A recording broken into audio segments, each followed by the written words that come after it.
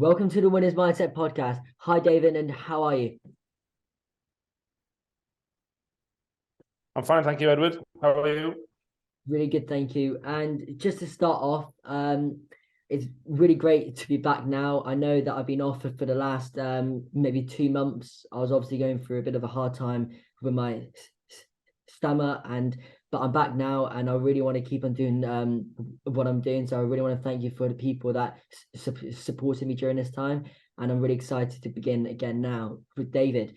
So just to start off now, this is a question that I ask all my guests, and it's basically really the motto of this podcast. What is your version of a winner's mindset? Oh, I think for me, it's been intellectually curious whilst being humble, whilst trying to achieve a goal or certain goals. It might be incremental goals to a big goal, but I think for me, it's about learning every day.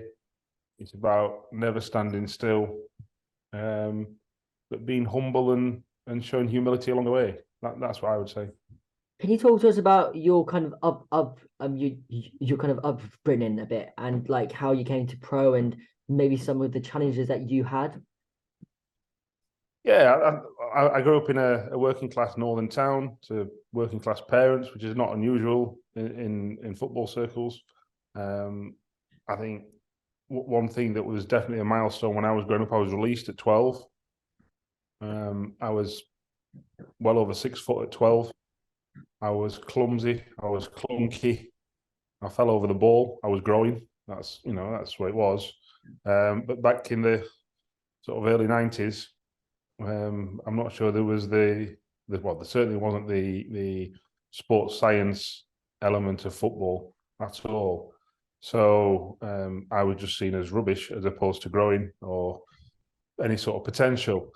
The knock-on effect to that actually it helped me. Yeah. It helped me. The setbacks, the road humps, it focuses your mind. You certainly,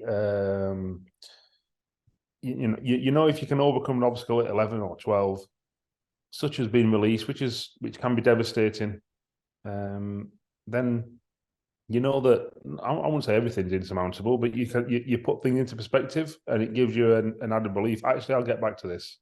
I'm going to keep working hard. I'm going to keep trying my best, and if it's still not good enough, then that's fine. And I've said that to the players that I've coached and managed. The greatest achievement that I've had in my career is not promotions or anything like that or scoring goals. It's that I can look myself in the mirror and say I gave it my best shot. And I felt as though some early setbacks didn't half help with that. So that was, I had a mum and a dad for a start, which not everyone has.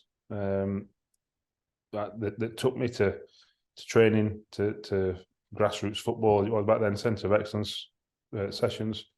So I was really grateful that I had a loving family around me that could support me. But having the setbacks such as being released and stuff like that, I think that's how I got my resilience and grit. I think grit for me is the greatest indicator of success. Grit mindset. And I felt as my surroundings and what happened in my formative years in a football sense helped develop that.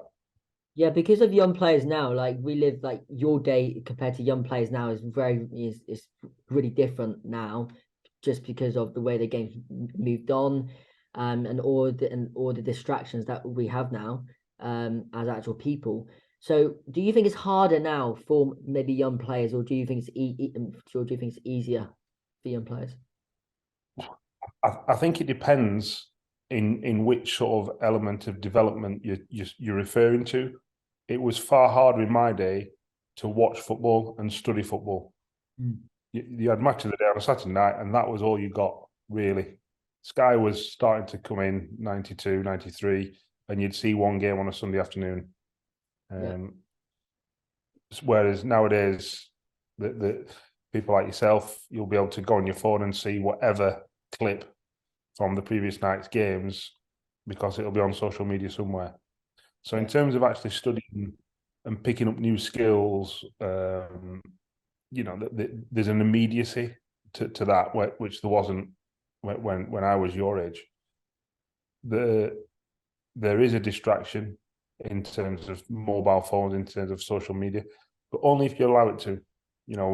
I spent my days when I was a schoolboy, running home, doing my homework as fast as I could, and getting back into the park with my mates and playing football.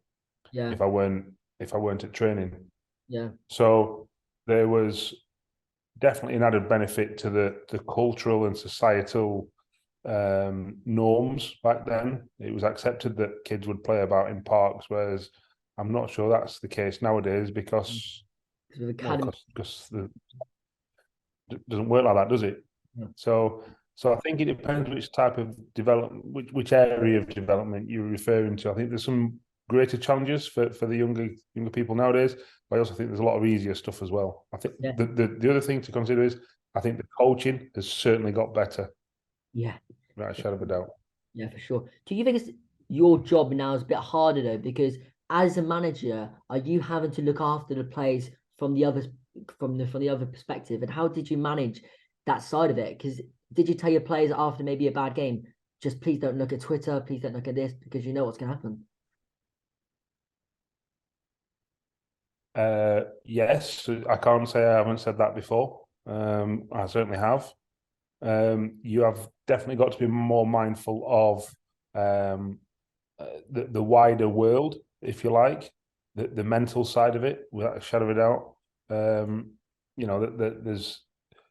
You've got to remember as a coach, as a manager, that you get to deal with your players maybe 4 hours a day, 6 hours a day, and the rest of the time they're on themselves, or with family or whatever, friends. So you've got to give them strategies to understand where they are in the sort of in the wide world, that where they are in your thinking, where they are in your football club. And I think that's more important. You can't manage their lives because you're managing 25, 30 players plus whatever 20 plus members of staff. That's just unrealistic for managers to be able to do that, head coach to be able to do that. What you've got to be able to do is you've got to give them the psychological safety to say, look, if you've got a problem, come and see me and we'll work through it and we'll resolve it, whatever that might be. You've got to give them the tools to say, look, if you do have a bad game, and for whatever reason you go on social media or you listen to so-and-so or, the radio on the way home or whatever it might be, they've got the resilience and the mental fortitude to go, actually, I know I had a bad game. I don't need this pundit, that pundit, this fan, Fred Blogs to tell me that I had a bad game. You know yourself, and I'm coaching staff, the manager, the head coach, my family. And I think when you've got that structure around them and the players know that, there's less onus on a head coach to have to, there's less pieces to pick up for a start, and I think there's less. You just keep reaffirming that. Look, we're all in it together, because managers aren't immune to criticism. Far from it. If you have a bad game, they get it. So you've got to practice what you preach as well. There's no point having a bad game, losing 5-0, and then you going home and reading everything on social media, listening to the phone on the way home, and then coming in and taking it out on the players or taking it to heart. You've got to go, look, this is what went wrong. This is why we know it went wrong. This is how we're going to get better, and that's as a group. So it's more about strategies and support, really. So, what's your leadership kind of way of doing things then? Do you see yourself as a firm leader, or do you see yourself as you've had to be adaptable over a period of time? I think every football manager and head coach is adaptable. I think you have to be. If you don't, you end up alienating or missing out on so many people in your organisation. You have to be adaptable to others. I'm certainly not a firm leader. I don't think. I think that type of leadership is old school. It's probably Yeah, I would go. It's outdated. I think you have got to set boundaries. I think you have got to set expectations. Um, and if you have to instill discipline, although you hope that that is sort of self-managed. Yeah, If somebody steps out of line, and depends how far they go over the line, depends on the discipline, and that it sounds a bit, even that sort of sounds a bit of a out of date word, but it's not. Discipline comes in many forms. You ask the best players at the top of the game, they are highly disciplined. yeah, Now, the manager doesn't need to discipline because the self-managed things are a foundation to then implement football things and what have you. I think the biggest thing for me is that players have all got a voice, and I think as a leader,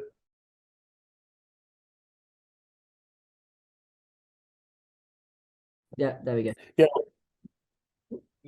yeah, it was a psychological safety aspect of the environment and the culture. There was a time where we drew 1-1 away from home, and our captain got sent off after 60 minutes.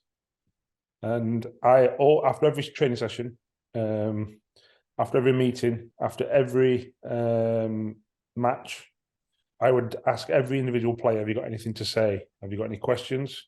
And rather than just say it to the whole group and there'll be someone in the corner that wanted to say something but doesn't feel as though he can, I would actually look directly at each individual person, sometimes point to them if there's if he was not sure who I was speaking to. And I would ask them, "Have you got any questions, anything to add, anything to improve us?"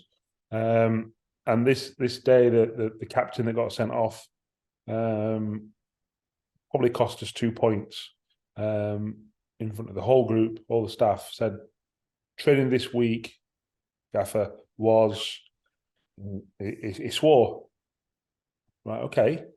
Now at that point, it's probably cost us 2 points. He's the captain of the team. He's just been sent off. Yeah, I'm thinking to himself, I wouldn't be. It would be a normal reaction in my experience of football managers to start hammering this guy. "Who do you think you are? You just cost us 2 points, etc." yeah, But I don't think that's right. So I said to him, "Okay, well, if I haven't seen training being crap this week, but you obviously have thought of that it has been. Why? What was it? Was it the content, the tempo? Come on, you got to give us a bit more detail if we're going to get better." And he said, "I just thought it was all crap, basically." Right, okay. So then I went and asked the most senior pro, "What do you think?" And he went, "Didn't really notice." So he sat on the fence. He didn't want to either dob his mate in and side with the gaffer. He didn't want to back the gaffer up. I said, "Okay." yeah, So I went back to the captain and I said, "Right, whose responsibility is it for the standard of training? Is it mine as head coach, manager, and the staff, or is it yours and you as a player?" And the captain went, "It's yours, gaffer." I went, "Right, okay." I thought, well, I don't agree with that. I think it's both of ours. Not the players, not the coach. I think yeah, it's a dual thing. So I went to the senior pro again. I said, "What do you think?" He went, "Well, I think both." I went, "Right, okay, so do I. yeah. So do I." I said, because the thing is, if you as captain or any of you think that training's rubbish, just tell us. Because it's been authentic, Just, isn't it? It's creating a of course it culture. is. Of Yeah, course it is. it's Now, creating a kind of environment that people are allowed to speak, but also there's obviously boundaries, and you have to also you have to show a sense of authority as your leader. But it is yeah, creating that environment, yeah, for sure. exactly. Now, I at this point, I'm thinking he's doing this as a defense mechanism because he knew he did wrong. He got sent off. So I could have sort of made him feel even worse, but I didn't. I made the point that, look, if we're going to get better, even if you think it's inconsequential, come and tell one of us. You don't feel as though you can tell me as head coach. Tell the assistant or the first team coach or the physio, whatever. Don't let it fester. Yeah. So if you I said if you think that, I can't argue, I can't disagree with you. It's your opinion. What I can say is where you're wrong is if you knew this on Monday, you should have come and seen me Monday, or Yeah. one of us on Monday, Yeah. especially as captain. Especially as captain. I said, so for all of us, and I'm looking at the whole group, so I made sure it wasn't just one person specific. If we're going to get better, we're all going to strive to get better. We're all improving. And if you think there's a better way to do something, come and tell us. Yeah. Just say it. Come and suggest it. And sort of from that moment on, you get a moment where actually everyone goes, okay, but he is practicing what he's preached. Because when I say I'm here to make you better, that was a great example of me going, I'm not going to sort of tell you you're wrong like that. I'm actually going to find out why you've said that and say to the whole group, we're going to get better. I then spoke to him on Monday morning about him getting sent off, but I separated the two things Yeah. So they're from two the learning, yeah. psychological safety, and actually a coaching point, a football point. And I think that's the culture that's the leadership that I try and extol. I try and empower the players to Yeah, make decisions. yeah, for sure. And like stuff like that really interests me because I now kind of look at managers like Howe, for example, with Newcastle, and it seems like he's trying to create that kind of environment, that kind of culture, and it's a high performance culture. And kind of effectively, do you because obviously last year was a hard year with Crewe, and you eventually got the sack. And how hard was that year? And how do you, as a leader, approach when it's going hard, when the back's against the walls, when there's no luck involved, and you can't do anything about it? How do you approach those tough months? It's a good question. I learned more in the last year at Crewe and in the first year at Crewe than I did in the 3.5 years in the middle. Yeah, Uh, because we were winning every week, we're getting promoted and finishing at the top of League One, etc. Before we sold all the players, we were doing fine. Initial groundwork, hard work, get it in. Then the reaping the benefits of what we've done, and then the last year when we sold all the players, lowest budget, problems arising. yeah, What one thing that I am extremely proud of is that I didn't change my behaviours yeah, in the face of poor results. I didn't, if you ask the players that were at Crewe last season, I very rarely shout at the players. Very rarely.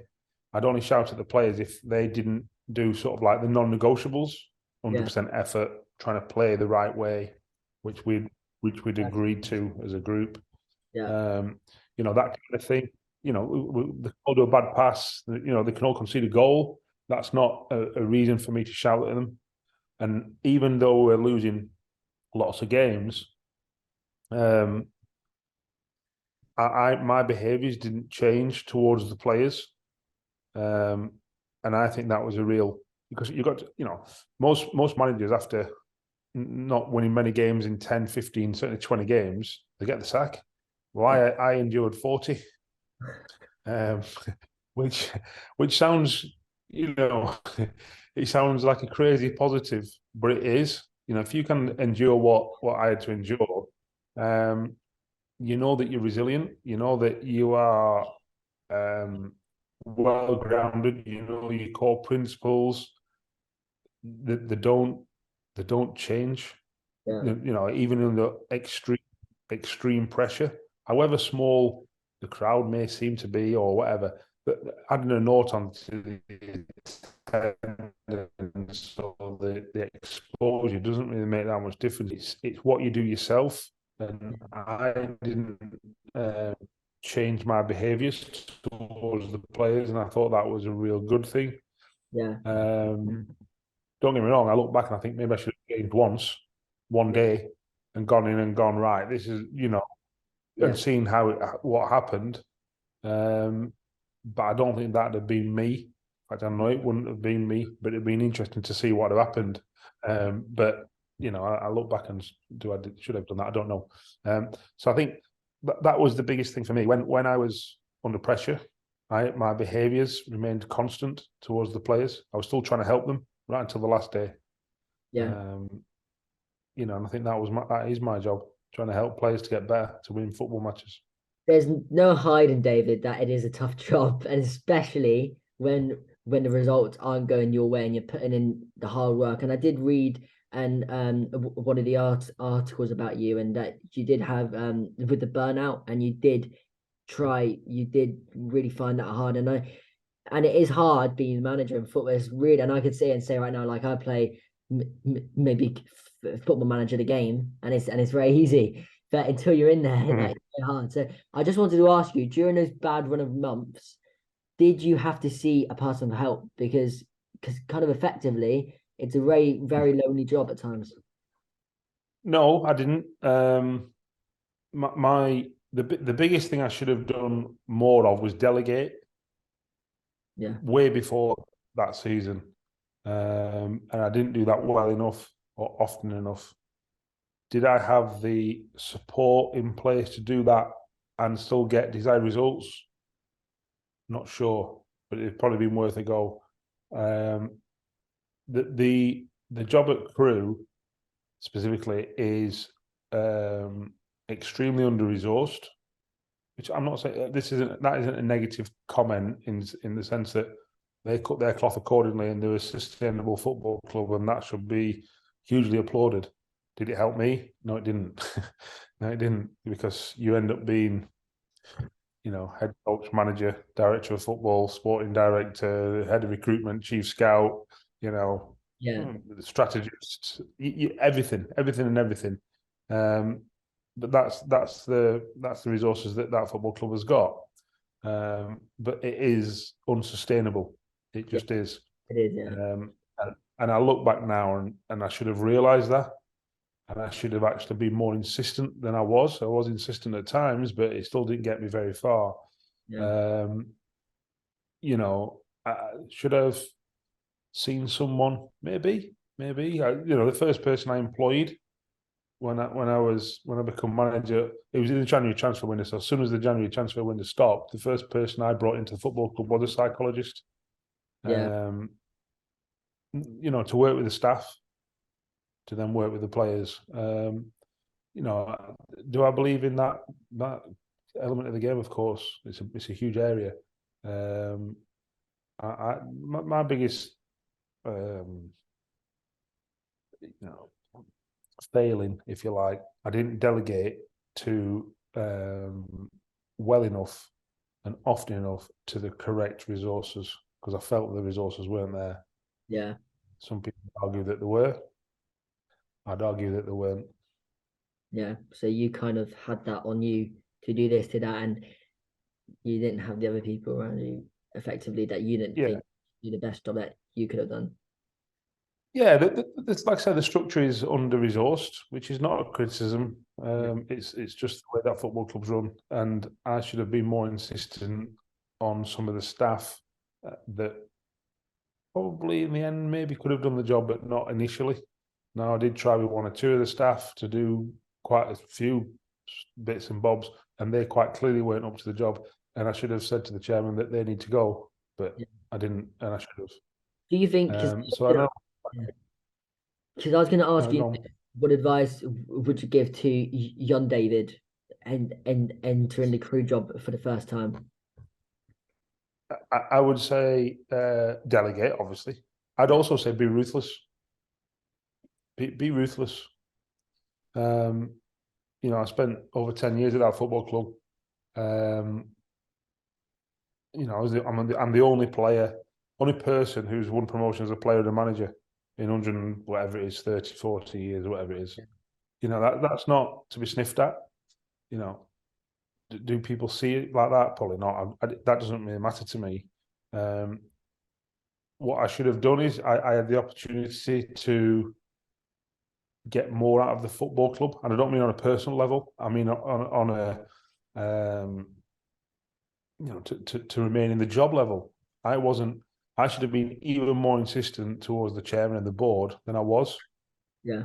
because I knew it was unsustainable. I knew the structure wasn't great, and I should have been more insistent, and I wasn't. That's what I look back on and think, yeah, if I'd have said that to myself, whatever it was 5.5 years ago. Do you think now? So what's your plan now? Is it to go right back in soon, maybe? Yep, that's the plan. I've had, I was with Jurgen Klopp on Wednesday night, and he was saying he's not had a sabbatical in his career really. He's had 4 months out of the game, and he's nearly 50 or 52, I think he is, something like that. And he was on about Pep Guardiola taking a sabbatical. I feel as though this has been my sabbatical. This is the first time ever I've been out of work since I left school at 16. Did I need it? Yeah, probably. Have I enjoyed it? Yes. And when you say that, people maybe see that as a negative. No, I've thoroughly enjoyed my time out of the game certainly for 6-9 months. Now I'm ready to get back in, and I feel energized, and I feel actually a better coach, a better manager for the time out of the game, because you actually take stock of what it is, what you're good at, what you're not good at. You write a lot of things down. Your head's a lot clearer of what your sort of progress is, or mine is anyway. So now it's about finding the right opportunity. I've turned down quite a lot of jobs, but for various reasons. And now I feel as though I should probably, and I'm ready to go back in. Would you be open to working abroad? So, Jeff, sorry, somebody's at the door. Don't worry. Just come back from the school cathedral service. Sorry, go on. So, would you be open to working abroad? Yes. I think that will make me a better coach, a better manager, probably a better person. I think that's the first thing. It makes you a better person. I certainly wouldn't say no to that. Yeah. And I did hear from an article, and I can't say if this is right or not, because when I was doing my research, that you've been watching the Liverpool trainings, and you've been speaking, and you've been watching trainings, and you've been learning over this period of time. And that's all part of being a bit kind of reflective on maybe past mistakes, or maybe things you want to do better, for sure. And I think Eddie Howe, he talks about it when he left Bournemouth. He took a year off, and he rejected all kind of offers, and he watched training sessions. He worked on himself, and he knew that he'd come back a better person, as you said, a better manager for it. Yeah, I think reflection is a undervalued sort of element of development. Why would we just done training for an hour and a half, whatever? Why would I want to watch it back on video?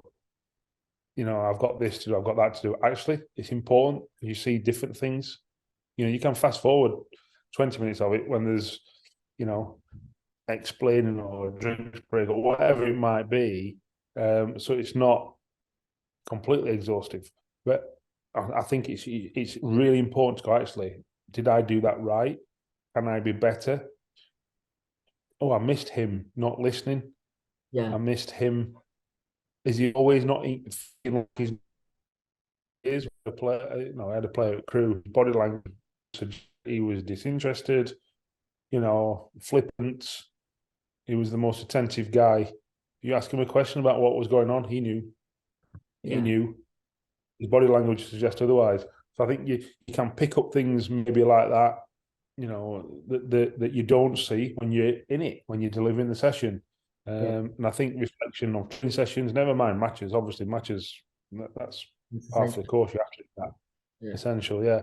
But when you reflect on the actual, the day-to-day, then I think you become better. And Eddie Howe's had a terrific managerial career, and if it works for him, I'm sure it'll work for me. And just lastly, for you, what are 3 characteristics of a world-class leader? humility. I think that goes without saying. I think that I look at what I perceive to be the best leaders. You know, your Mandelas of this world. You know, Obama. I know Obama's not everyone's cup of tea. They have got humility. The reason Boris Johnson is not well liked in half the country is because he's a liar, I suppose, by the police, is, you know, and that's a lack of humility and integrity. Integrity, yeah. You know, forget whether he's good at his job. You know, you could argue the virtues, and I don't want to be a political statement on this, but you can say whether he's good or whether he's not good at his job. The fact is, I think Boris Johnson personally is morally bankrupt. You cannot lie. Not in that position. You cannot lie as a football manager. You've got to show humility. You've got to be honest. You've got to be trustworthy. I think all them sort of things are really important. Really, really important. Yeah. So the players know exactly where they are, exactly where they stand. So they're all equal. Exactly. You know, it's. I could quite easily, you know, say to you, Edward, I'm an honest guy. Well, them words are just that, words. Yeah. I show you that by, you know, by my actions and by my behaviors. You know, the words are just abstract. They're not actually anything, the words. I show that by my actions and my behaviors. And so I think humility and honesty are two big things. I know they're different, but they're very similar. I think adaptability is huge. You cannot be insistent on your way. Yeah. Certainly not all the time. You might set out on your way, and that's because you're authentic and it's what you know best, but you have to be adaptable. Yeah. Shadow of a doubt. So humility and honesty, adaptability. And I think to be a good leader, you've got to be, when I say wanting more, I mean more knowledge. You've got to be wanting to get better. You've got to want. You've got to be hungry. You've got to want better for everyone else as well. That's the key thing. I read a thing the other day in the Harvard Business Review about what sort of Gen Zs, so, you know, people your age, what they want, and they want their manager, line manager, to teach them, to make them better. They want an opportunity to progress in their company, and then they want an opportunity to progress in their outside of their company. Well, if as a leader, you've got to be able to get better yourself to stay ahead of the curve, and then teach others and pass that knowledge on so that they can come with you. Yeah. Because if you up there just trying to get better yourself, that's called a dictator. Yeah. That's not a good thing. That's not a leader. That's not a good leader.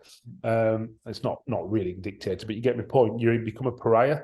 And so you've got to be hungry for wanting more knowledge, you know, goals, humility and integrity, and adaptable.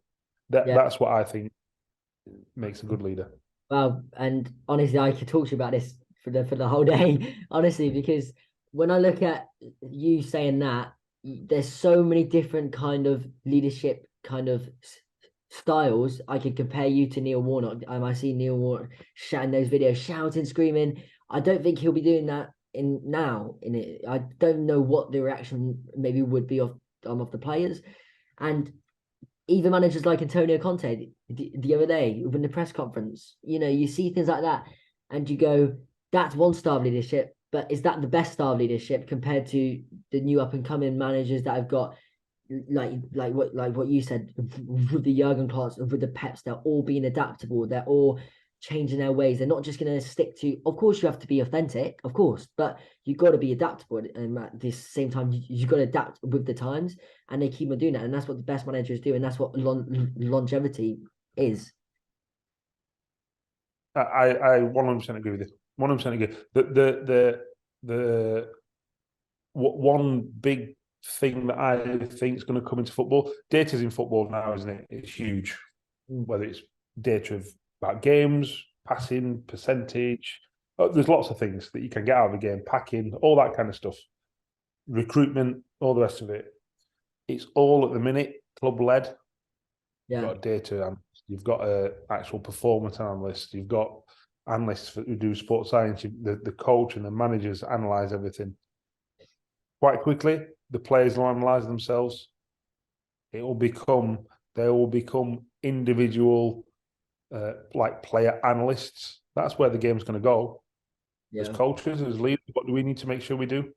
Understand that. Understand the metrics, understand how it works, be able to do it yourself. Can I code? Yes, I can. All that kind of stuff, so that you're familiar with the current trend, the way football's going. That's why I think the next sort of big, not frontier, because it's all data's already in football, but I think there's going to be far more personal responsibility. You know, I did a study for my A license, which is 5 years ago, 6 years ago. Is player-led coaching going to come into the game? Now, it's not in the game yet, but there's far more emphasis on players. There's far more responsibility on players. Now, the tail can never wag the dog. You know, the lunatics can't run the asylum, but at the same time, they can have a greater impact and a greater input. So I've spent some time in Sale Sharp, the rugby team near Manchester. The culture is completely different in a rugby club. The players do lead training. They do lead coaching. They do look at clips. They do analyze the game, and they bring it back to the coaches who sprinkle their little bit of, magic dust on it. Now, is football going to go that way? Not to that extreme, but I think it's going to do it in its own way. I do, because why not learn from something that makes you better? And there's absolutely no doubt that happens. But as coaches, as managers, as leaders, you have to become adaptable to that. You have to understand that, and I think that's crucial as well. Well, this has been amazing, and I thank you very much for your time. And hopefully, we'll see you soon on the touchline, working your magic. No problem at all. I hope I hope it reaches the audience you want it to reach. This little chat, and I hope it has the desired effect. And I hope you keep developing. Obviously an extremely mature young man, and I'm not sure what your goals are going forward, but I'm sure you've got a very bright future. Thank you very much. Thank you. Just really appreciate it.